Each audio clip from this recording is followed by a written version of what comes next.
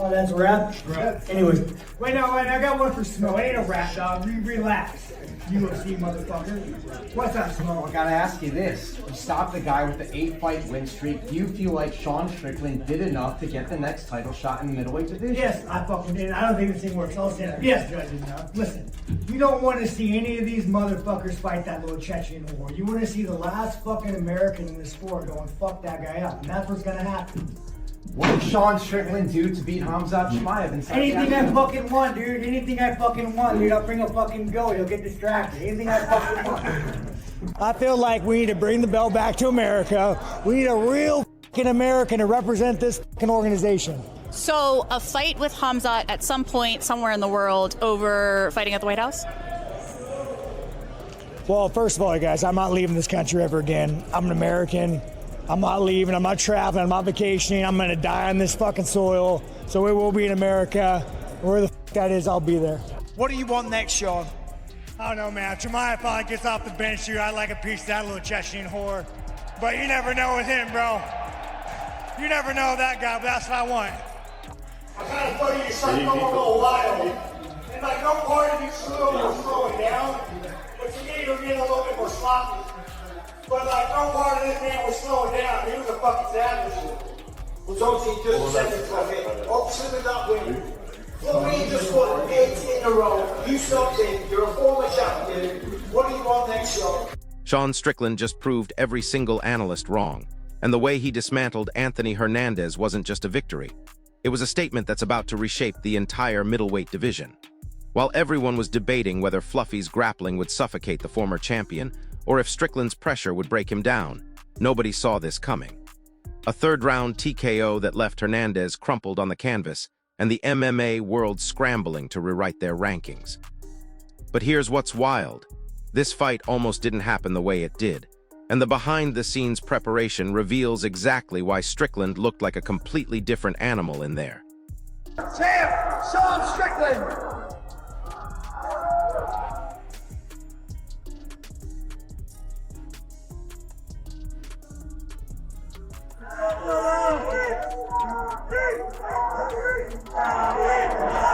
Before this fight even got announced, Sean Strickland was operating on a level of intensity that had his own training partners worried. This wasn't your typical pre-fight camp energy. We're talking about a man who was cycling through fresh sparring partners like he was changing shirts, pushing each one to complete exhaustion before moving to the next. His coaches were literally having to pull guys out of sessions because Strickland was treating every single round like it was the championship rounds against Hernandez. And you know what's crazy? He was doing this for months, not weeks, months, because Strickland had studied Hernandez's tape obsessively, and he knew something that all the analysts missed. He saw the cracks in Fluffy's game that nobody else was talking about. How do you know that about this guy? Like, when do you know that about a fight? I mean, that's how he's made his career, just like laying on guys. You know, but it's hard. Like, he fought Roman Dolidze.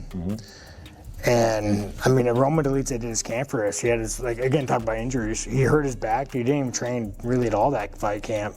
So, like, you know, Fluffy goes in there and mauls him, and everyone's like, oh shit. And you're like, me, as been with Roman Dolidze for 10 weeks, I'm like, this guy didn't train at all. Like, he couldn't. His back was. But, you know, Roman had the idea that I'm just going to go in there, I got good jiu-jitsu, and I'm going to armbar somebody, and then lights come on, it doesn't happen. Yeah. So there is, like, it's kind of weird from insight, from knowing guys he fought, like Roman, where you're like, well, I know you felt like a badass, but, like, you should have seen what we've seen for the last 8 weeks. You would have been like. Here's where it gets absolutely wild. Strickland wasn't just preparing for Anthony Hernandez, the fighter. He was preparing for Anthony, the myth. Because let's be real, Fluffy had built this reputation as this unstoppable grappling machine who could suffocate anyone. 6.5 takedowns per 15 minutes. That's the number everyone kept throwing around. But Strickland, he dug deeper. He watched every single one of those fights where Hernandez dominated, and he started noticing patterns that made him laugh. Half of Fluffy's victims were coming in injured. Training camp disasters. Guys who had no business being in there with a healthy, motivated grappler. So when the MMA media was hyping up this suffocating wrestling game, Strickland was thinking, let me show you what happens when you try that on someone who's actually prepared. That was a layup. You still, how do you feel about going into those 4th and 5th rounds knowing that it's going to be miserable? You welcome that, or you just like, Yeah, I'll do it, I have to do it? Yeah, But like, I mean, I don't know anything else in 5 rounds. Like, you just train for that, you know? Like, you just, I mean, we did 5 rounds in here.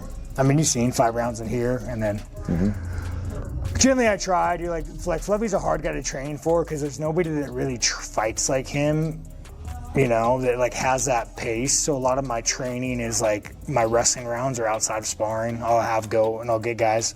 But I mean, you see me spar today, you know, you just like go with a guy until he becomes a dead body. But here's the kicker. Anthony Hernandez wasn't even thinking about this as a make or break moment.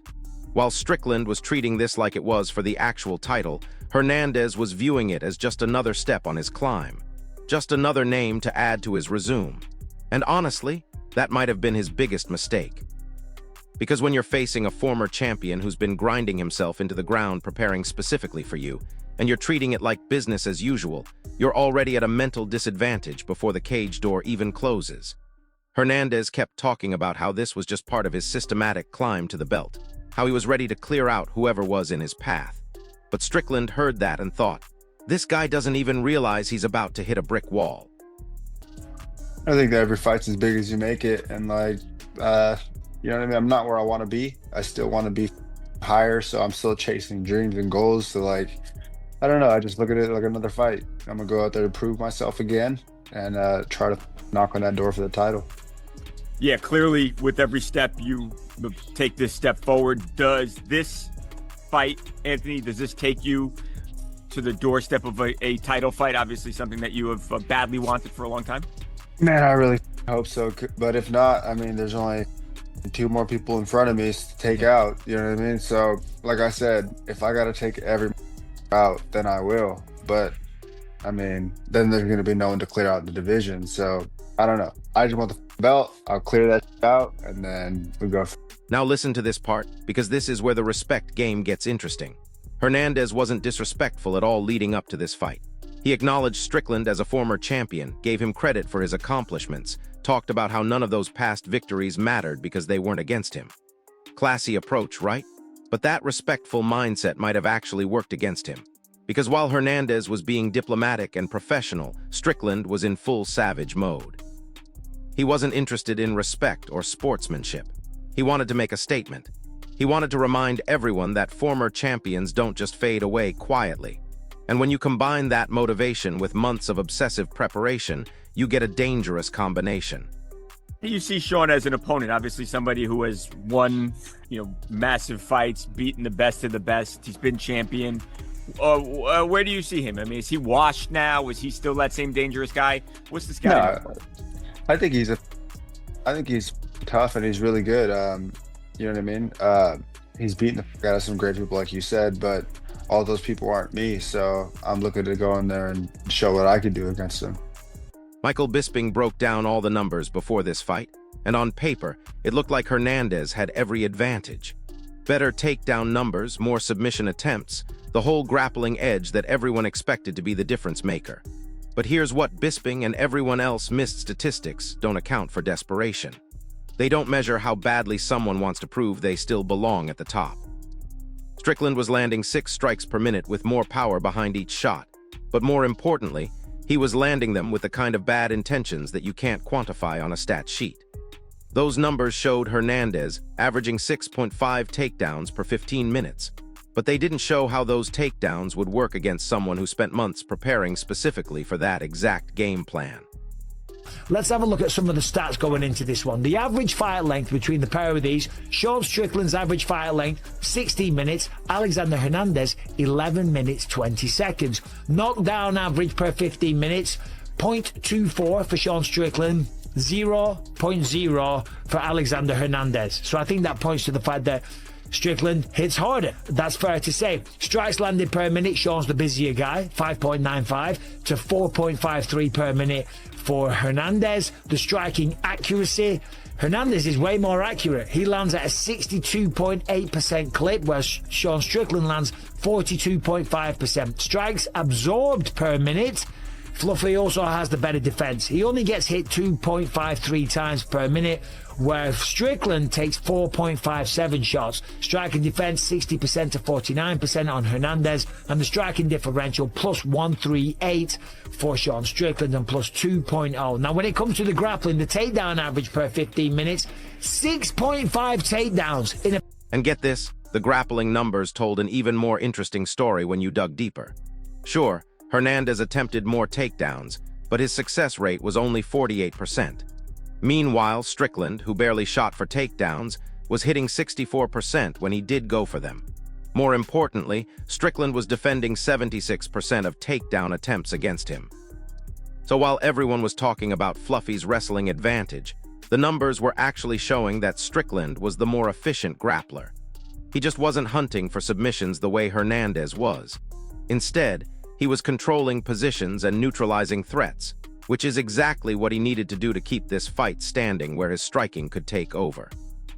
Whereas Sean Strickland, 0.73. The takedown accuracy, though, of Fluffy is only 48%. When Sean goes for a takedown, he's way more successful. He gets a takedown 64% of the time. That's because Fluffy goes for so many takedowns. The takedown defense, Sean is better there. He's got 76.2%, whereas 68.2% on the side of Fluffy Hernandez. And then finally, submission attempts throughout a 15-minute period, 1.8 for Fluffy. I thought that would have been higher. It certainly... But wait, it gets worse for Hernandez. Right before this fight, a story leaked from KHAMZAT Chimaev's camp about some 21-year-old teammate allegedly catching Strickland in a rear-naked choke during training. The MMA media ran with this like it was breaking news, suggesting that Strickland had vulnerabilities on the ground that Hernandez could exploit. Here's the problem with that story: it gave Hernandez false confidence. It made him think that if some young kid in training could catch Strickland, then surely he could do the same thing in an actual fight. What that story didn't mention was the context. Training room roles are completely different from cage fights. Guys get caught in training all the time because they're working on specific techniques or trying new things. But Hernandez heard that rumor and probably thought he had found the blueprint to victory. What were you gonna say? Go ahead. I want to say 1 week ago we were at PI and we go to extreme sparrings and these guys meet Sean Strickland. Oh! Yeah, How did you meet him? Yeah. We were sparring with Sean Strickland. He asked me and Baisangur. Baisangur went with him 3 rounds and he made him tired. And then he says, "Come on, you." And I went, take him down and submit him. Rear naked choke. Chael Sonnen painted this whole picture about how a dominant win for Hernandez would redefine his career trajectory, catapult him into title contention, and potentially expose Strickland as a fading former champion. The psychological pressure, according to Sonnen, was all on Strickland. Hernandez was young, rising fast, and had nothing to lose. But you know what Sonnen got wrong? He underestimated what a former champion looks like when his back is against the wall. Strickland wasn't feeling pressure, he was feeling opportunity. The chance to remind everyone that reports of his demise were greatly exaggerated. When you've already been at the top of the mountain, you know exactly what it takes to get back there. And sometimes that knowledge is worth more than youth and momentum combined. Hernandez does go through him. I don't just mean beat him, because Hernandez didn't say I'm going to go beat him. I'm going to beat him up. There's a big difference. I'm going to torture him. I'm going to make him pay. I'm going to out-grapple him. I'm going to outstrike him. I'm going to outpace him. What if Hernandez was to make Sean look bad? I mean, what would that mean? The stakes totally changed. Like this up-and-coming idea of Sean, which by the way, he's a bit of a veteran. He's a former world champion. That really knocks you down.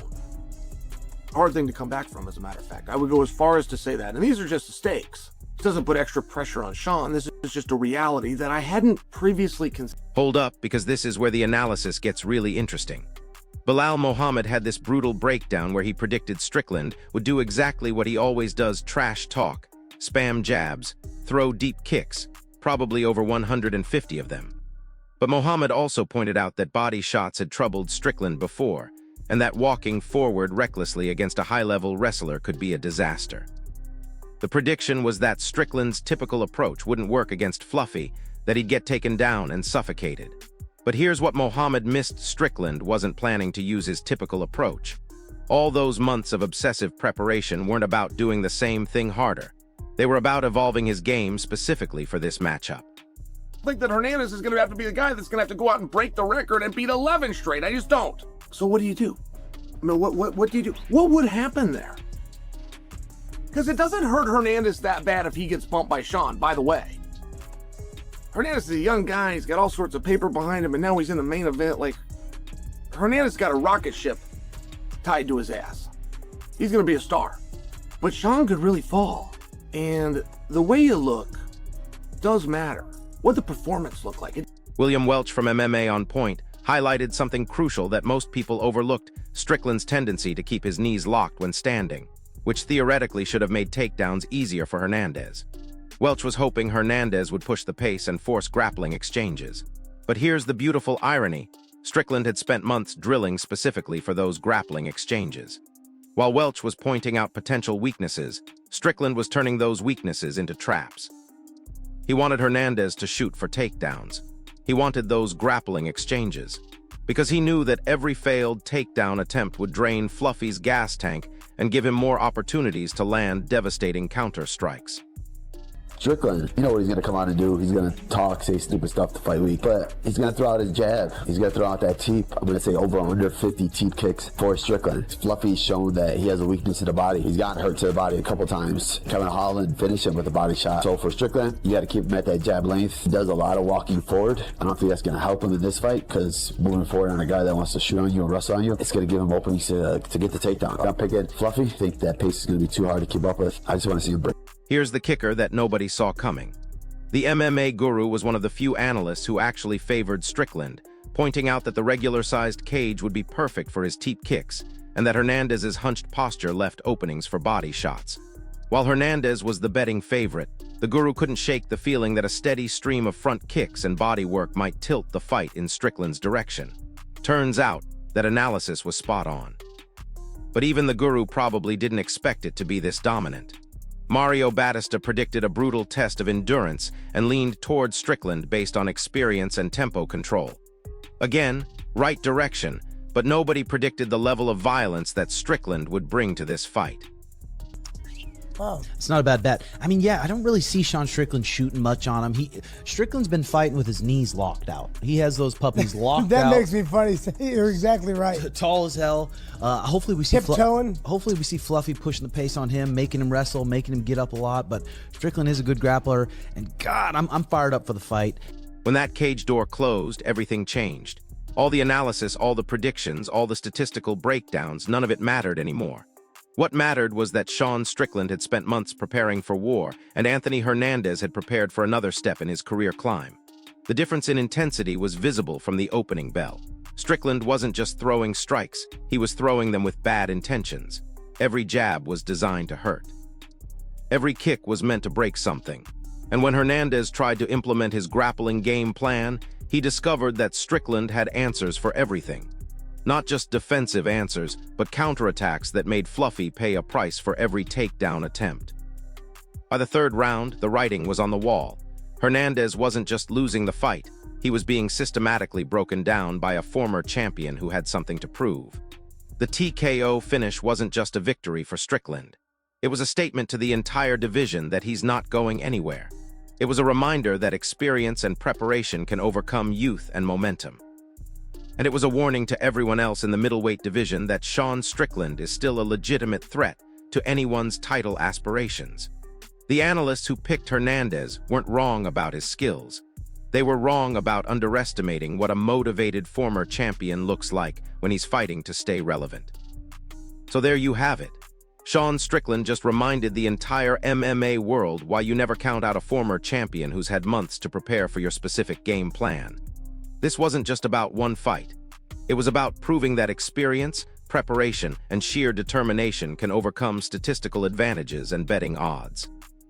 The middleweight division just got a lot more interesting, and Anthony Hernandez learned a hard lesson about the difference between rising prospects and proven champions. Here's my question for you, drop it in the comments. Do you think this performance puts Strickland back in title contention? Or does he need one more big win to prove this wasn't just a one-off performance?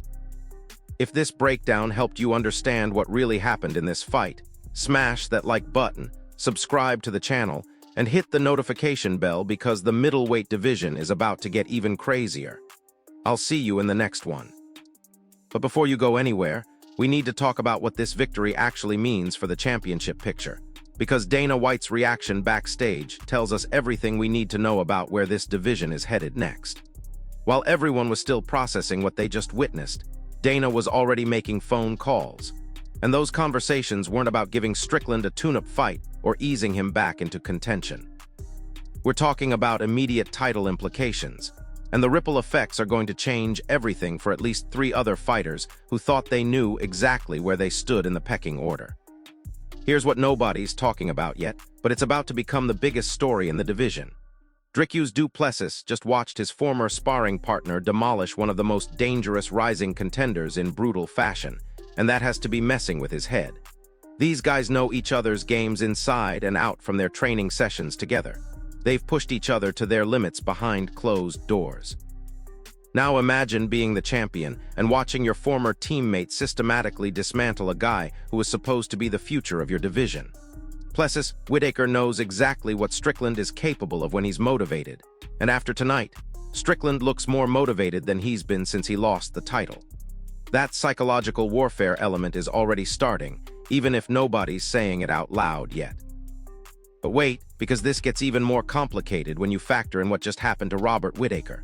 The Reaper was supposed to be the clear #1 contender after his dominant performance against Ikram Aliskerov, but now Strickland just threw a massive wrench into those plans. Whittaker's been patiently waiting for his shot, doing everything right, taking tough fights and winning them impressively. But the UFC operates on momentum and storylines, not just rankings. And right now, Du has both. He's got the revenge narrative against Du Plessis, the former champion trying to reclaim his throne, and most importantly, he just proved he's still elite by destroying someone everyone thought would give him serious problems. Whittaker might find himself in the awkward position of having to wait even longer, or worse, having to fight Strickland for the right to face Du Strickland. And here's where it gets absolutely wild for the rest of the division. KHAMZAT Chimaev has been lurking in the shadows, waiting for his opportunity to make a move at middleweight after his issues making welterweight. But Strickland just sent a message that might be directed specifically at Boers. Remember that whole story about Chimaev's teammate allegedly submitting Strickland in training? Well, Strickland just showed the world exactly what he thinks about rumors and training room stories. He's basically calling out anyone who thinks they can expose him based on gym tales and second-hand information. If Chimaev wants to test those waters for real, Strickland just proved he's ready for that level of violence and intensity. The timing of this performance couldn't be more perfect from a business standpoint, and you know Dana White is already calculating pay-per-view numbers in his head. International Fight Week is coming up, and they need marquee fights that will sell. A Strickland versus Du Plessis rematch has all the elements of a massive event. Former champion seeking revenge, current champion defending against someone who knows his weaknesses, South African versus American with genuine bad blood between them. The promotional material writes itself. But more importantly, both guys can actually sell a fight with their personalities and trash talk abilities. Du Plessis has been getting more comfortable on the microphone, and Strickland never needs encouragement to say something controversial that gets people talking. Speaking of controversy, let's address the elephant in the room that's about to become a major storyline. Strickland's post-fight interview was relatively tame by his standards, but that's probably because he's learned to be more strategic with his words when title shots are on the line. The old Strickland would have immediately started calling out everyone in the division and probably said something that would get him in trouble with the Athletic Commission. But this version of Strickland understands that he's 1 or 2 fights away from another title shot, and he can't afford to sabotage himself with unnecessary drama. That calculated approach to his public persona might be the most dangerous development of all, because it shows he's thinking long-term about championship implications rather than just looking for the next paycheck. But here's what's really fascinating about the technical aspects of this victory that most casual fans missed completely. Strickland didn't just beat Hernandez, he beat him using a completely evolved version of his typical game plan. The jab was still there, the pressure was still there, but the defensive wrestling was on another level. Every time Hernandez shot for a takedown, Strickland was ready with counter-strikes that discouraged further attempts. That's not something you develop overnight. That's months of drilling specific scenarios with high-level training partners who could replicate Hernandez's style. The fact that Strickland was able to implement that game plan flawlessly under pressure shows he's not just physically prepared, he's mentally sharper than he's been in years. The ground game exchanges tell an even more interesting story when you break them down frame by frame. Strickland managed to get Strickland down a few times, but he couldn't hold him there or advance position effectively. More importantly, Strickland was landing damaging strikes from the bottom and making Hernandez work harder to maintain control than anyone expected. That's championship-level ground defense, and it completely neutralized Hernandez's biggest advantage. But the real genius was in how Strickland used those grappling exchanges to set up his striking. Every time they separated, Hernandez was a little more tired and a little more hesitant to shoot again. By the third round, Fluffy was basically fighting Strickland's fight whether he wanted to or not. The body shot strategy that everyone predicted would be crucial ended up being a non-factor, but not for the reasons anyone expected. Hernandez did land some good shots to the midsection early, but Strickland's conditioning was so superior that those shots didn't accumulate the way they should have. Instead of slowing down Strickland, the body work just seemed to make him more aggressive. That's the difference between fighting a motivated former champion and fighting a regular contender. Champions have been through those deep waters before. They know what it feels like to get hurt and keep fighting. They know how to dig deeper when their bodies are telling them to quit. Hernandez learned that lesson the hard way when his best shots only made Strickland more dangerous. Now let's talk about what this means for the betting markets and future fight predictions, because the oddsmakers are going to have to completely recalibrate how they view Strickland moving forward. He was the underdog against Hernandez, which seems absolutely ridiculous in hindsight. But that line existed because people were questioning whether he was still elite after losing the title. Well, that question just got answered emphatically. The next time Strickland steps in the octagon, especially if it's against a top 5 opponent, those betting lines are going to look completely different.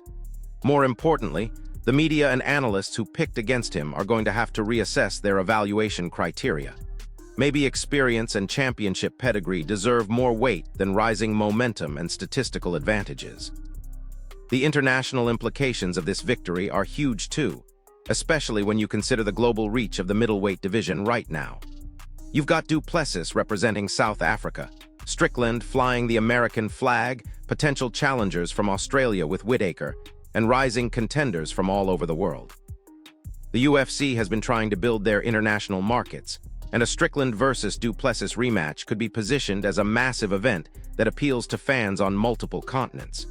The storylines write themselves, but more importantly, both guys have the skills to deliver a fight that lives up to the hype. That's not always the case with big money super fights, but these two have already proven they can bring out the best in each other. Here's the part that's going to drive other middleweights crazy. Strickland just leapfrogged multiple contenders with one performance. Guys like Marvin Vettori, Paulo Costa, and Jack Hermansson have been grinding it out, taking tough fights and trying to work their way up the ladder systematically. But the fight game doesn't always reward systematic approaches. Sometimes it rewards spectacular performances at the right moment, and that's exactly what Strickland just delivered. Those other contenders are going to have to either wait longer for their opportunities or start taking bigger risks to create their own spectacular moments. The division just got a lot more competitive, and everyone's timeline just got pushed back.